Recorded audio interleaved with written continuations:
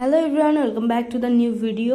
তো আজকে কোনো ডেলি ব্লগ না, তো আজকেও একটা ছোট্ট রেসিপি নিয়ে চলে এসেছি। তো চলো রেসিপিটা স্টার্ট করি। এখানে কিছু শিম নিয়ে নিয়েছি। শিমটাকে ভালো করে ধুয়ে এই যে একটু লবণ দিয়ে সেদ্ধ করতে বসিয়ে দিলাম। বেশ 5-6 মিনিট ভালো করে এই যেরকমভাবে ফুটিয়ে সেদ্ধ করে নেবো। সেদ্ধ করা হয়ে গেলে এটাকে বেশ কয়েকবার ঠান্ডা জলে ধুয়ে নেবো, তাতে করে কিন্তু কালারটা ভালো থাকবে। এখনও পর্যন্ত কালারটা নষ্ট হয়নি, ভালোই রয়েছে।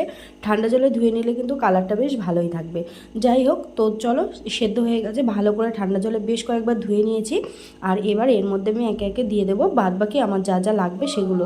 এখানে একটা ছোট্ট সাইজের পেঁয়াজ নিয়ে নিয়েছি, এই যে 4টে ফালি করে কেটে নিয়েছি। পেঁয়াজটা দিয়ে দিলাম, অপশনাল, চাইলে দিতে পারো, না চাইলে নাও দিতে পারো, তবে রসুনটা দিলে কিন্তু টেস্টটা ভালো আসবে।